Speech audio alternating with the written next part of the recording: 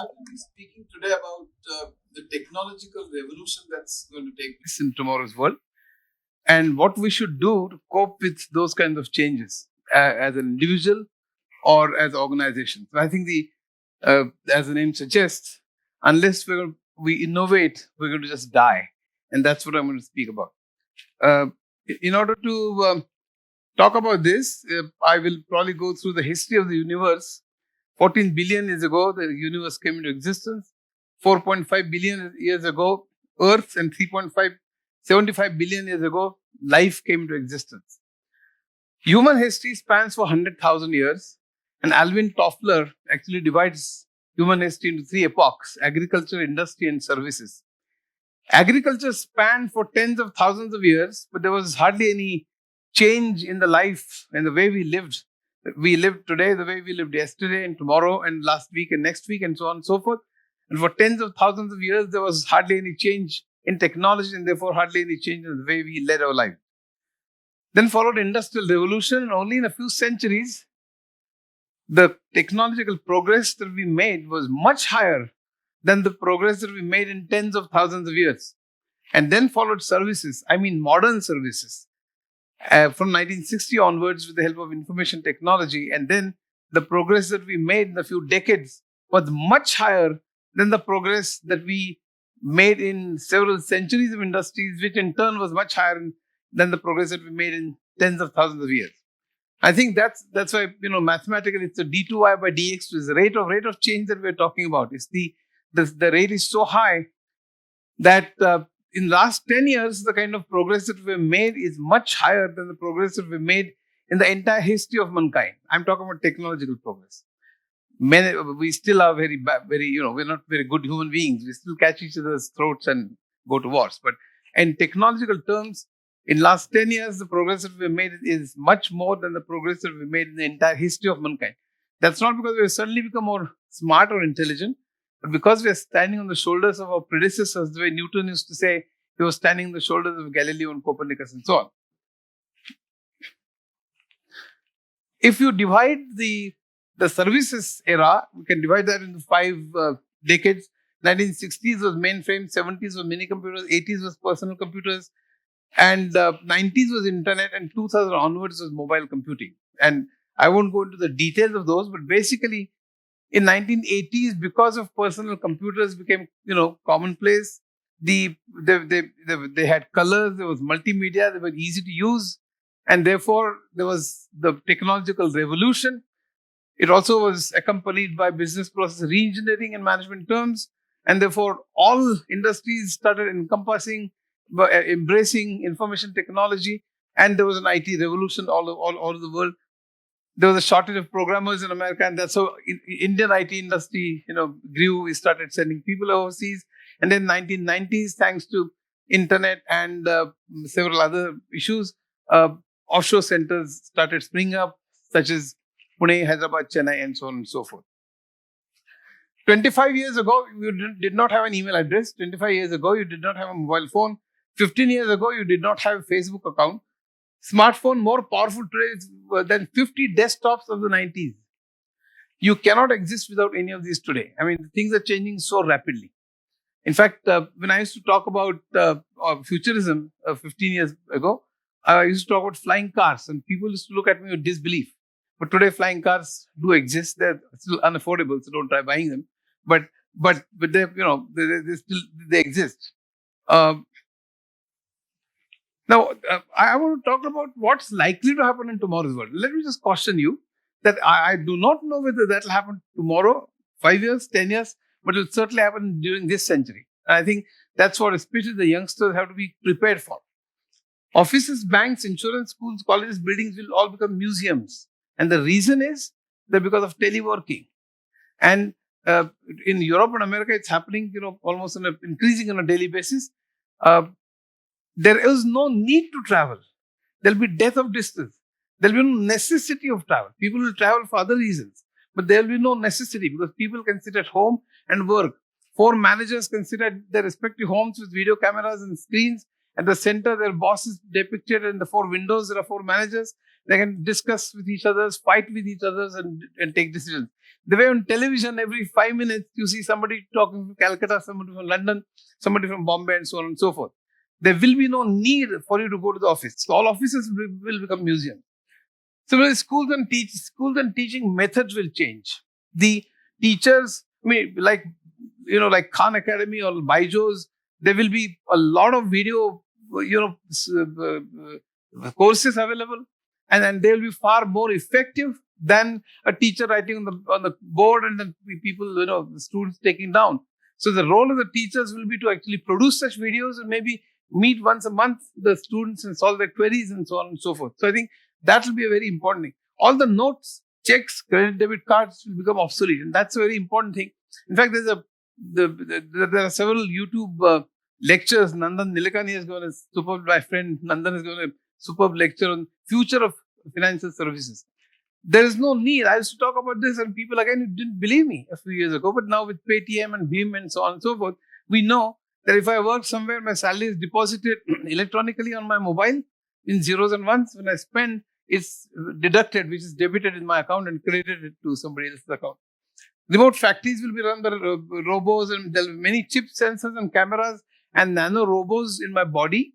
And this is, all this is actually being researched on in California and several other places in American universities and science laboratories. So it's not something that I'm sort of talking out of hat. All these things will almost definitely happen. It's just a question of when. And these will control your body temperature, BP, heart rate, sugar, and so on. There'll be advertisements on clothes, and there'll be smart paper. The video will be on visiting cards, and so on. The offices have already become paperless, but they'll become completely paperless. All books and libraries will be digital. There'll be no buildings of libraries. All books will be digital, so there'll be no paper books. Newspapers will be digital.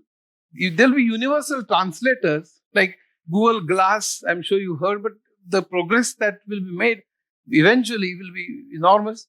Robots will perform all household work. Biotechnology will have a huge progress, and I won't go into the details of what all will happen. But one important thing is in Human Genome Project, we have been able to sort of find out what was the genetic sequence. And if we know what is the genetic sequence, why can't we change it? So end of aging, for instance, because only at a certain age, there are wrinkles and then our hair turns gray and so on. If you can patch that, like we patch Java program or any program, if you can change that genetic program, can't we stop aging? And that's what will happen in tomorrow's world. I don't know what will happen to the cosmetic industry then, but I'm sure that this will be a very important discussion. We will conquer AIDS, cancer, Alzheimer's. There might be new types of viruses like coronavirus that will emerge, but major illnesses will probably be conquered. Chips behind the retina for vision for the blind and so on. These are actually being researched very heavily. Bionics will be essentially the chips in the brain, and if a paralytic patient thinks about raising a hand, the chips will send a signal and actually enable that patient to raise the hand and so on. That's already been a successful experiment in 2008 in England. Stem cells and medicines to change mood and so on and so forth. Nano, you can have enormous amount of progress in nano. Nano actually took off a little slowly, but in decades to come, it can revolutionize things with clothes that never will get dirty, nano suits with watch camera, you can look behind, and etc.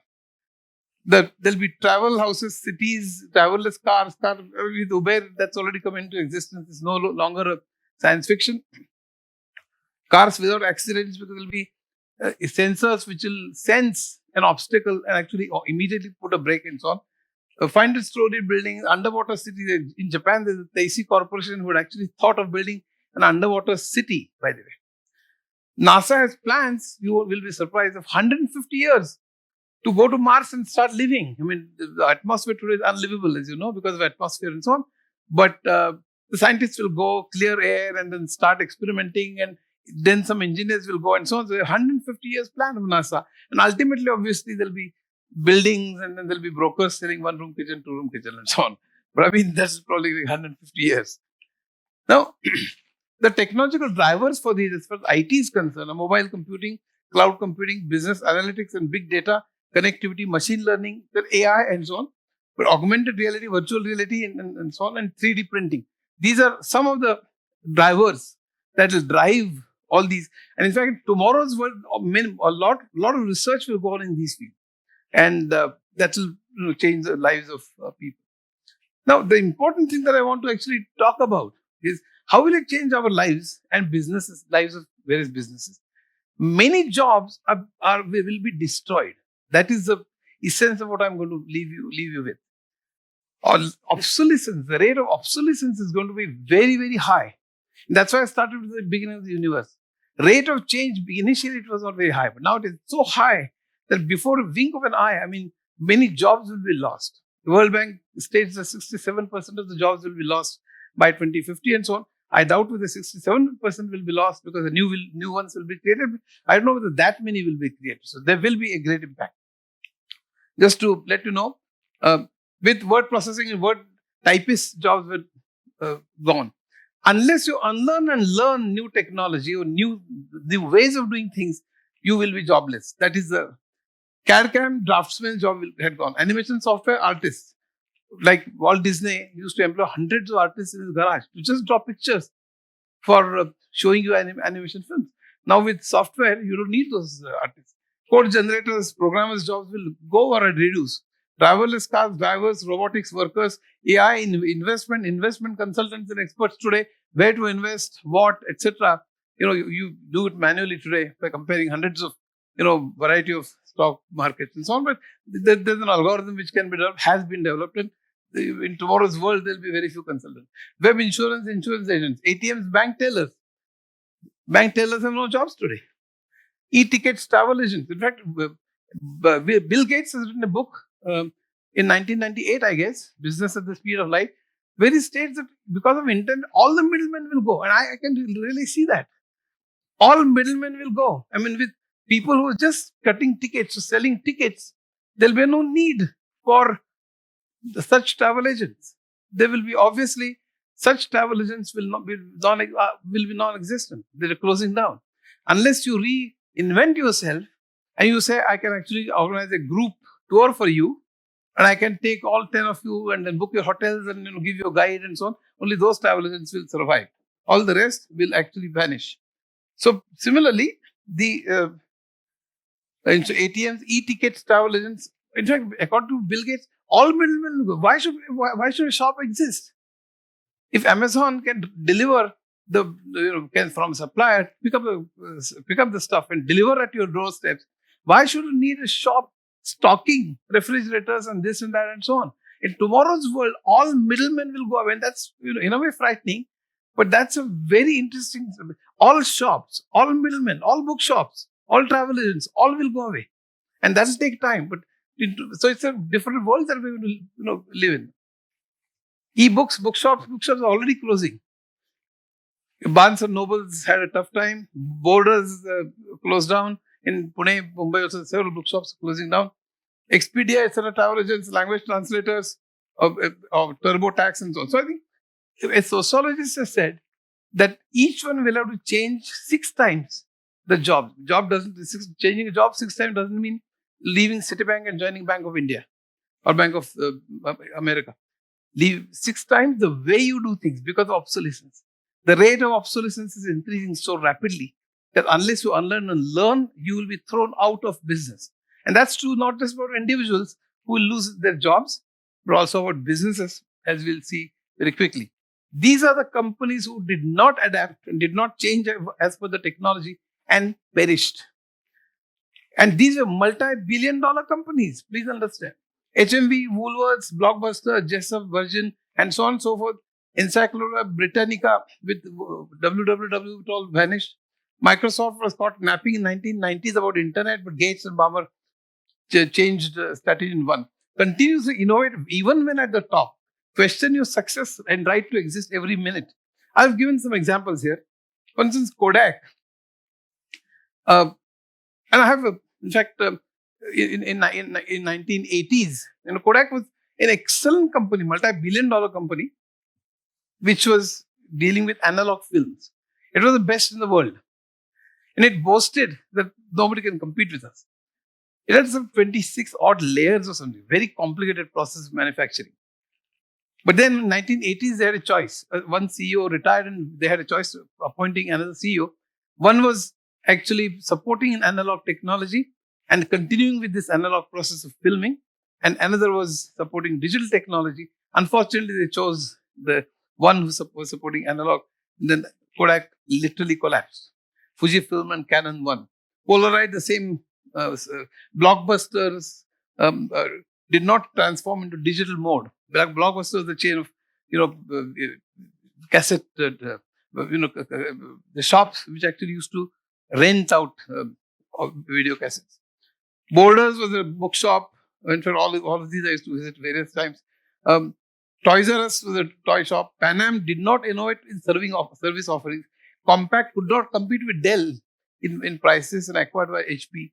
GM, all car companies are now in doldrums today, for instance. Because Kodak, I have the full history of Kodak, couldn't compete and so on. Nokia was the same. It's a few decades ago, Nokia was multi-billion-dollar company. I was, in fact, in Finland, I used to go and knock on the doors. But huge company, Blockbuster is the same. Hundreds of bookstores, hundreds of travel agents. BlackBerry, I'm sure you've heard of BlackBerry. Where is BlackBerry today? Gone. And there are many examples that I've given here. There are new business models that are coming into existence. Not just individuals will perish, the businesses will perish if they don't learn new technology, adapt themselves, constantly question themselves, question their existence and mold themselves accordingly, they will perish. And that's the message that I want to leave you with. New business models are coming up, new supply chains with just-in-times and no middlemen, data science and AI, IoT and so on. Nike using 3D printing for manufacturing and social media for marketing. Please understand. So these are the new things that people are using. Alibaba, world's most valuable retailer, but holds no inventory. Airbub, world's biggest accommodation provider, but does not own a single apartment. Uber, largest taxi service provider, but does not own a taxi. Oyo Terago, largest hotel bookings, but does not own a hotel. Skype, etc. So I think the important thing is the new business models are emerging. And it's very important for us to, therefore, reinvent ourselves every time, every minute. I just leave you with 2-3 quotes and then I'll end. When you have finished changing, you are finished. Ben Franklin. It is not the strongest or the most intelligent who will survive, but those who can best manage change. Charles Darwin. Adaptability is not imitation. It means power of resistance and assimilation. Mahatma Gandhi. Learn to adjust yourself to conditions, but make a point to correct the conditions to make them favorable. William Frederick Book. The price of doing the same old thing is far higher than the price of change. Bill Clinton. Intelligence is the ability to adapt to change.